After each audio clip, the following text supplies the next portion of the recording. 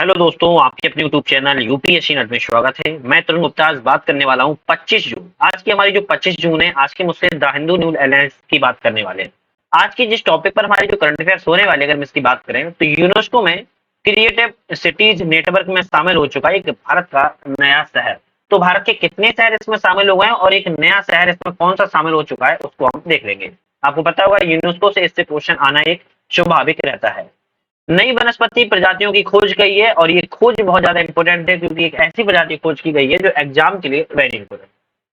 Striker, बख्तरबंद पैदल सेना, लड़ाकू वाहन क्या है, अभी चर्चा में आ गया और भारत का इसमें क्या रोल है इसको देखेंगे। एक और आज की जो इंपॉर्टेंट है, धारीदार सिसिलियन। तो धारीदार सिसिलियन क्या है इसके बारे में समझिए, किस चीज की नई खोज की गई है। तो एक एक करके चीजों को समझ लेते हैं। जल्दी से आप चैनल पे नए हो सब्सक्राइब कर लीजिए, वीडियो पसंद आए लाइक कीजिए, शेयर कीजिए अपने फ्रेंड सर्कल में, मुझे मोटिवेशन मिलेगा। साथ में हमारा ऐप आ चुका है जिसका नाम है नट लर्निंग ऐप। इस ऐप को डाउनलोड करके आप लोग पीडीएफ डाउनलोड तो कर ही सकते हो, याद रखिएगा पीडीएफ डाउनलोड तो कर ही पाओगे, साथ में टेस्ट सीरीज लगा सकते हो। टेस्ट सीरीज आपके एग्जाम्स के लिए बहुत ज्यादा इंपॉर्टेंट रहती है। हिंदी और इंग्लिश दोनों माध्यमों में टेस्ट सीरीज है, लगा लीजिए। पहली करंट अफेयर्स की बात करें, यूनेस्को की क्रिएटिव सिटीज नेटवर्क में शामिल हो गया है एक शहर कोझिकोड। कौन सा है? कोझिकोड है और इसको शामिल कर लिया गया है। कहां पर है? तो यह उत्तरी केरल का एक शहर है। कोझिकोड को आधिकारिक तौर पर यूनेस्को की क्रिएटिव सिटीज नेटवर्क के तहत भारत का पहला यूनेस्को साहित्य शहर के रूप में घोषित किया गया है। याद रखिए कैसा शहर है? साहित्य शहर है और भारत का पहला है और इसको नाम है कोझिकोड, जो कि उत्तरी केरल में स्थित है। अपनी समृद्ध सांस्कृतिक विरासत के लिए यह शहर जाना जाता है, जिसके कारण इसको यूनेस्को में शामिल किया गया है। यूनेस्को की क्रिएटिव सिटीज नेटवर्क के बारे में बात करें, लेकिन उससे पहले आपको बता दें, अगर आपको किसी भी चीज की पीडीएफ डाउनलोड करना हो या फिर किसी चीज का अपडेट चाहिए होता है, तो अपडेट कैसे मिलेगा? अपडेट हर चैनल पे वीडियो पे बनाना मुश्किल हो जाता है। आपको अपडेट के लिए मेरे टेलीग्राम चैनल पर कर लो सब्सक्राइब, या फिर व्हाट्सएप चैनल को, इन दोनों में से किसी एक को ज्वाइन कर लो या दोनों को ज्वाइन कर लो, वहां पर अपडेट मिलते रहते हैं। तो जल्दी जाइए, सोशल साइट को डिस्क्रिप्शन लिंक है, कर लीजिए। यूनेस्को की क्रिएटिव सिटीज नेटवर्क के बारे में कहा जाए तो इसे 2004 में उन शहरों के बीच सहयोग को बढ़ावा देने के लिए बनाया गया था जिन्होंने रचनात्मकता को टिकाऊ शहरी विकास के लिए रणनीतिक रूप से कार्य के रूप में पहचान कार्य किया हो। तो यहाँ पर क्या किया गया था? 2004 में यूनेस्को की एक सहयोग को बढ़ावा देने के लिए रचनात्मक क्रिएटिविटी के तौर पर एक शहरी विकास के लिए एक रणनीतिक कार्य रूप में इसको पहचान दी गई है। वर्तमान में इस नेटवर्क का हिस्सा दुनिया भर के 300 शहर शामिल किए गए। भारत का पहला कोझिकोड सामने आया है। उद्देश्य क्या है इसका भैया? इसका उद्देश्य क्या है? क्योंकि जब बनाया गया है तो इसका कुछ ना कुछ उद्देश्य होगा। तो स्थानीय स्तर पर लोकल जो बॉडीज है उसके स्तर पर रचनात्मकता और सांस्कृतिक जो उद्योग हैं उनकी विकास योजनाओं को केंद्र में रखना है। अंतरराष्ट्रीय स्तर पर एक्टिव रूप से सहयोग प्रदान करना है। मतलब कि कहा जा रहा है कि स्थानीय स्तर पर जो रचनात्मकता क्रिएटिविटी है और सांस्कृतिक है, इसके उद्योगों के विकास को योजनाओं को केंद्र में रखकर बढ़ावा देना है। साथ में इंटरनेशनल देश विदेश में इसको सक्रिय रूप से सहयोग करना है इसका दूसरा लक्ष्य। यूनेस्को 7 क्षेत्रों में रचनात्मक शहरों को नामित करता है।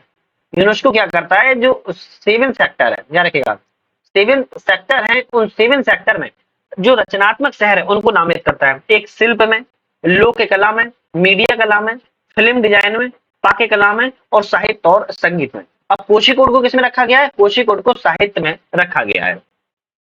यूनेस्को प्रत्येक वर्ष दुनिया भर के विभिन्न शहरों से अपने यूसीसीएन प्रोजेक्ट के तहत आवेदन मांगता है और देशों के द्वारा ऐसे आवेदनों को दिया जाता है। तब वह फिर वहां पर क्या करता है? जांच करता है। जांच और पड़ताल करने के बाद फिर उसमें अगर उसको लगता है कि हाँ ये सभी एलिजिबिलिटी पार कर रहा है, तब उसको शामिल किया जाता है।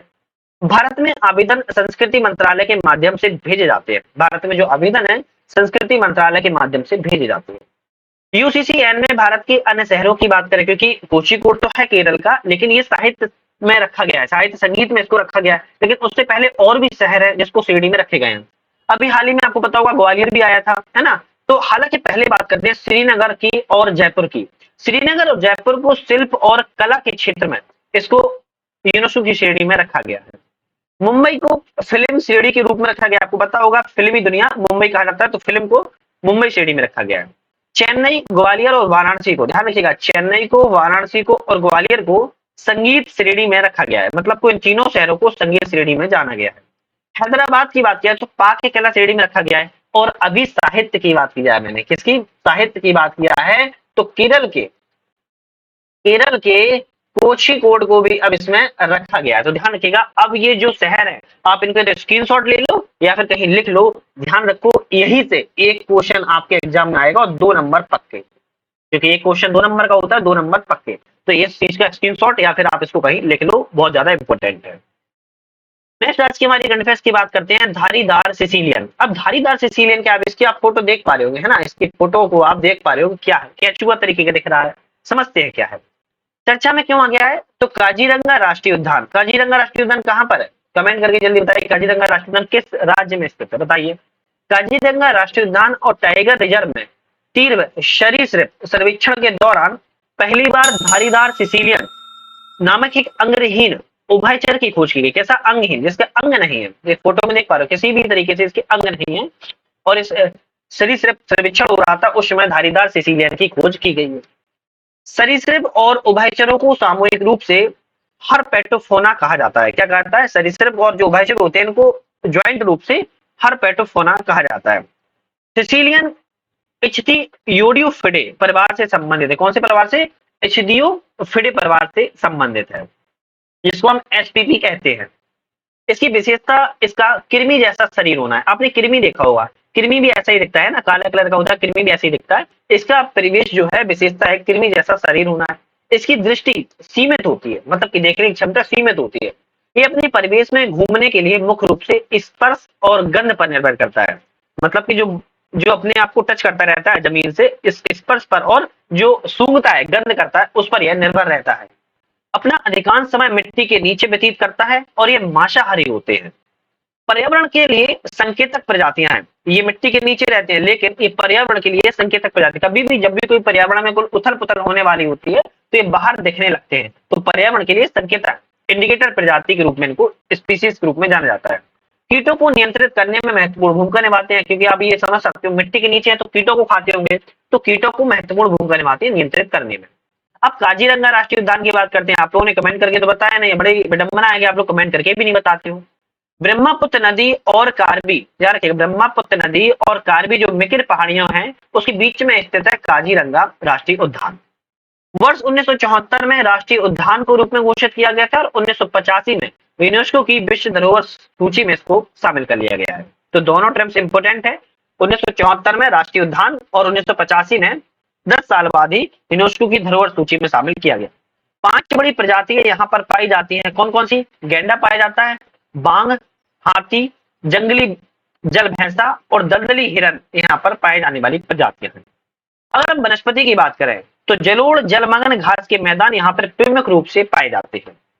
अगर हम यहाँ पर बात की जाए कि वनों की, तो उष्णकटिबंधीय आर्द्र सदाबहार वन, क्योंकि वर्षा अच्छी होती है, और उष्णकटिबंधीय अर्ध सदाबहार वन, दोनों प्रकार के वन पाए जाते हैं। उष्णकटिबंधीय याद कर लो, यहाँ पर आर्द्र याद कर लो और अर्ध याद कर लो, सदाबहार आपको वैसे याद रहने वाली चीज है, तो दोनों चीजें आपको याद रखेंगे। तो काजीरंगा राष्ट्रीय उद्यान के बारे में ये चीज निकली हुई है और ये वेरी इंपॉर्टेंट है। नई वनस्पति प्रजाति की खोज की गई है और ये जो नई वनस्पति प्रजाति है फूल की तरह दिख रहा है ना, गुलाब के फूल की तरह, कमल के फूल की तरह दिख रहा है। इसकी बात करेंगे, लेकिन उससे पहले जल्दी से आप लोग चैनल को सब्सक्राइब करके वीडियो लाइक कर लीजिए, शेयर कीजिए अपने फ्रेंड सर्कल में, जैसे मुझे मोटिवेशन मिलेगा। ऐप की डिस्क्रिप्शन में लिंक है, नट लर्निंग ऐप, आप इसको डाउनलोड कर सकते हो। सोशल साइट व्हाट्सएप और टेलीग्राम पर ज्वाइन कर लीजिए, जिससे कि आपको नोटिफिकेशन मिलता रहे और सभी चीजों की अपडेट और पीडीएफ भी आपको मिलती रहेगी। ऐप इसलिए डाउनलोड कर लो क्योंकि आप लोग टेस्ट सीरीज लगा सकते हो, और टेस्ट सीरीज हिंदी और इंग्लिश दोनों माध्यमों में सभी एग्जाम की जल्दी से डाउनलोड करके देख लीजिए।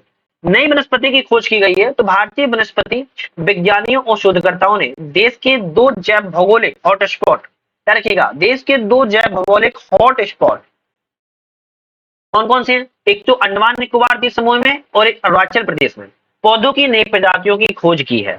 अब भैया पौधों की नई प्रजाति की खोज की है तो इसके बारे में समझते हैं। शोधकर्ताओं ने जो 2 नई पौधों की प्रजातियों की खोज की है, जिनके नामों की बात की जाए तो डेंड्रोफिलो लॉन्गिसिस जो कि अंडमान निकोबार द्वीप समूह से संबंधित है, एक है पेट्रोकोस्मिया अरुणाचलिस जो कि अरुणाचल प्रदेश से संबंधित है। तो एक याद कर लो, ऊपर वाली अरुणाचल अंडमान निकोबार द्वीप समूह से है, क्योंकि पेट्रोकोस्मिया अरुणाचलिस इसमें नाम लिखा है तो अरुणाचल प्रदेश आपको डायरेक्टली याद हो जाएगा। डेंट्रोफितो की बात की जाए तो मध्य अंडमान के लौंग द्वीप से खोजी गई एक हवाई स्टेम परजीवी फूलदार पौधों की प्रजाति है। कहां पर पाई गई है, मध्य अंडमान में, जो अंडमान निकोबार भारत का राष्ट्र केंद्र शासित प्रदेश है, वहां पर लौंगदीप पर यह खोजी गई प्रजाति है।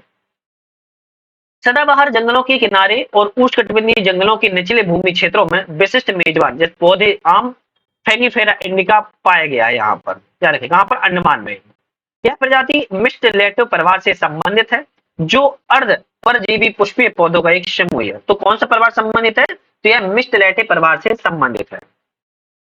अर्ध परजीवी आवास से जुड़े उल्लेखनीय अनुकूलों का एक समूह प्रदर्शित भी करती है। इस प्रजाति विरल रूप से बिखरी हुई है और लौंगदीप के कुछ इलाकों तक यह सीमित देखने को मिलती है। जो मध्य अंडमान है ना, मध्य अंडमान में ही लौंगदीप है, उस लौंगदीप पर ये कुछ सीमित क्षेत्रों में देखने को मिलती है। अगर हम इसकी खतरे की बात करें, तो प्राकृतिक आवास के विनाश और अन्य मानव जनित गतिविधियों के कारण इनको खतरा सामने दिख रहा है। विशेष रूप से मेजबान वृक्ष प्रजातियों की लकड़ी की कटाई के कारण इनको खतरा है। विकास जो कार्यात्मक कार्य होते हैं, इनके कारण खतरा है। हवाई स्टेम परजीवी फूल आने वाले मिस्ट पहले पौधे बहुत दबाव में रहते हैं, इसके कारण खतरा है। इस कारण दुनिया भर में इनकी संख्या बहुत ही गिरावट नजर आ रही है। तो इनका जो खतरा है ना, बहुत तरीकों से है। एक तो विनाश का खतरा है, घरों के इनका आवास का, और मानव जनित जो गतिविधियां होती है उससे सबसे बड़ा खतरा होता है। साथ में जो मेजबान वृक्ष है उसकी लकड़ियों की कटाई होती है, उससे इनको खतरा बहुत तौर पर नजर आ रहा है। हम बात करते हैं पेट्रोकॉस्मिया अरुणाचलिस की। अभी मैंने बात की है अंडमान निकोबार की प्रजाति की, अब हम बात करेंगे पेट्रोकॉस्मिया अरुणाचलिस की। यह एक बहुत छोटी जड़ी बूटी है। कैसी जड़ी बूटी है? शोधकर्ताओं ने इसे गुफा में अंदर पाया है। दर्शाता है कि इस प्रजाति को कम धूप की आवश्यकता होती है, कि मतलब कि बिना धूप के भी ये उग सकती है। इस प्रजाति बैंगनी धब्बों के साथ पूरी तरह से सफेद होती है और पौधों की बनावट बालों वाली होती है। भारत में पेट्रोकॉस्मिया बर्किया दूसरी ज्ञात प्रजाति है, ध्यान रखिएगा, दूसरी ज्ञात प्रजाति है जो कि अरुणाचल प्रदेश में पाई गई गुफा के अंदर। इसको कम धूप की आवश्यकता भी पड़ती है। जैव विविधता हॉटस्पॉट क्या है, जो हमने आपको बताया है। जैव विविधता हॉटस्पॉट भौगोलिक क्षेत्र होते हैं जहां पर दुर्लभ और स्थानिक प्रजातियां, कई प्रजातियां असाधारण उच्च समृद्धि देखने को वहां पर मिलती है। तो यहाँ पर दुर्लभ भी पाई जाती है और स्थानिक प्रजातियां पाई जाती है, वहां पर इसको जैव विविधता हॉटस्पॉट के रूप में घोषित किया जाता है। दुनिया भर में 36 हॉटस्पॉट है, पूरी दुनिया में केवल 36 हॉटस्पॉट है। उनके अक्षण आवास पृथ्वी की भूमि सतह का केवल 2.5% ही हिस्सा दर्शाते हैं। मतलब कि पूरी जो पृथ्वी पर उनका आवास है 36 हॉटस्पॉट का, केवल 2.5% ही भूमि को दर्शाते हैं। लेकिन दुनिया की आधी से अधिक वनस्पतीय प्रजातियों की बात की जाए तो स्थानिक रूप से सहारा देखते हैं। ध्यान रखिएगा, कहां पे सहारा देखते हैं। जैव विविधता हॉटस्पॉट के रूप में जो एलिजिबिलिटी है प्राप्त करने के लिए किसी क्षेत्र के दो सख्त मानदंड को पूरा करना होता है। जो एलिजिबिलिटी के लिए दो मानदंड है उनको पूरा करना होता है। इसमें एक पहला है, स्थानिक रूप में कम से कम 1500 शमनीय पौधे होने चाहिए, जिसका अर्थ है इस ग्रह पर कहीं और नहीं पाए गए ऐसे पौधे का उच्च प्रतिशत होना चाहिए। दूसरे शब्दों में हॉटस्पॉट अपूर्णीय होना चाहिए। कहा जा रहा है कि जो स्थानिक रूप से जिस क्षेत्र में कम से कम 1500 सम्मानीय पौधे अगर पाए जाते हैं और ऐसे पौधे उसी क्षेत्र में पाए जाते हैं और कहीं भी पूरी दुनिया में नहीं पाए जाते, पहला एलिजिबिलिटी पूरी करता है। दूसरी एलिजिबिलिटी है मूल प्राकृतिक वनस्पति का 30% या उससे कम होना चाहिए या इससे खतरे में होना चाहिए। ध्यान रखिएगा, इसमें कहा जा रहा है जो स्थानिक प्रजाति 1500 से हैं उनको वनस्पति का 30% या तो कम होना चाहिए या फिर खतरे में होना चाहिए, तब इनको हॉटस्पॉट के रूप में घोषित किया जाएगा। अब बात आता है कि भारत में कितने हॉटस्पॉट है। तो भारत में 4 जैव विविधता हॉटस्पॉट है। कौन कौन से हैं? हिमालयन, इंडो बर्मा क्षेत्र, पश्चिमी घाट और सुंदरलैंड। कौन से हैं? एक तो हिमालय का क्षेत्र हो जाता है, इंडो बर्मा क्षेत्र हो जाता है, पश्चिमी घाट का क्षेत्र होता है और सुंदरलैंड जो हिंद महासागर में। 4 क्षेत्र भारत में जैव विविधता हॉटस्पॉट के रूप में सामने देखने को मिलते हैं। नेक्स्ट बात करते हैं स्ट्राइकर बख्तरबंद पैदल सेना लड़ाकू वाहन आईसीवी क्या है। तो इसकी बात करते हैं। भारत और संयुक्त राज्य अमेरिका, ध्यान रखिएगा, भारत और संयुक्त राज्य अमेरिका मतलब कि इंडिया की बात कराए, इंडिया और यूएसए स्ट्राइकर बख्तरबंद पैदल सेना लड़ाकू वाहनों की नवीनतम पीढ़ी के संयुक्त निर्माण के लिए उन्नत वार्ता कर रहा है। मतलब कि हाई टेक्नोलॉजी के लिए दोनों देश मिलकर एक वार्ता कर रहे हैं और इस वार्ता का देखने को क्या निर्णय निकलता है ये आगे बात को पता चल जाएगी। स्ट्राइकर बंद जो पैदल सेना लड़ाकू वाहन है 8 पहिया ड्राइवर लड़ाकू बख्तरबंद पैदल सेना लड़ाकू वाहनों का एक परिवार है। इसे जनरल डायनेमिक्स लैंड सिस्टम भी कहते हैं। कनाडा और यूएसए में general dynamics land system division के द्वारा संयुक्त रूप से इसका विकास किया गया है। अभी इसका विकास कनाडा और यूएसए के द्वारा किया गया है, लेकिन अभी इसका विकास की चर्चा जो यूएसए और भारत के बीच में भी चल रही है। 1980 के दशक में अब्राहम टैंक के बाद अमेरिकी सेना की सेवा में शामिल किया गया पहला सैन्य वाहन था। आप देख पा रहे हो इसमें 8 पहिए, 1 2 3 4 और 4 उस साइड, मतलब कि टोटल हो गए 8, है ना। तो इसमें 8 पहियों वाला बख्तरबंद लड़ाकू वाहन है। स्ट्राइकर विद्रोह और युद्ध जैसी स्थितियों के लिए तुरंत प्रतिक्रिया, अति शीघ्र प्रतिक्रिया को लिए तैयार कर सकता है। पक्की सड़कों पर टैंकों की तुलना में बहुत तेज चलता है। पैदल सेना के दस्ते अधिक तेजी से भी लड़ाई में उतर सकते हैं। स्ट्राइकर वाहनों में हल्के सैन्य वाहनों की बात करें तो इम्प्रोवाइज्ड एक्सप्लोवाइज डिवाइस के खिलाफ बचने के बेहतर संभावना प्रदर्शन करता है। स्ट्राइकर को चिनूक हेलीकॉप्टर के माध्यम से ले जाया जा सकता है, मतलब कि इसको चिनूक जो हेलीकॉप्टर है उस हेलीकॉप्टर के माध्यम से इसको कहीं भी ले जाया जा सकता है। इसका उपयोग भारतीय वायुसेना कर रही है। आपको पता होगा चिनूक हेलीकॉप्टर का प्रयोग भारतीय वायुसेना कर भी रही है। विशेषताओं की बात की जाए तो एक वी हल बख्तरबंद पैदल सेना वाहन है, 30 मिमी तोप और 105 मिमी मोबाइल गन से यह सुसज्जित है, तो बहुत ही बढ़िया टेक्नोलॉजी है। स्ट्राइकर हल उच्च कठोर वाली स्टील से बना है, मतलब कि इसको भेदना बहुत ही कठिन है। इसके अलावा स्ट्राइकर में सिरेमिक टाइल कवच भी एक परत है जो कि अतिरिक्त सुरक्षा प्रदान करती है। सिरेमिक टाइल कवच की इसमें एक परत लगी हुई है जो सुरक्षा प्रदान करती है। इसमें 2 लोगों का दल होता है, एक 9 लोगों की पैदल सेना टुकड़ी को ले जा सकती है इसको। रेंज की बात किया है 483 किलोमीटर और लगभग 100 किलोमीटर प्रति घंटा की गति से यह पहुंच सकता है। तो ये बहुत अच्छा स्ट्राइकर बख्तरबंद वाहन है। भारत और यूएसए के द्वारा इसका सफलता प्रयोग वार्ता की जा रही है और इसका निर्माण की बात की जा रही है। आज ठीक है, समाप्त करते हैं। नेक्स्ट वीडियो पुनः मुलाकात करेंगे। वीडियो पे बहुत बहुत धन्यवाद।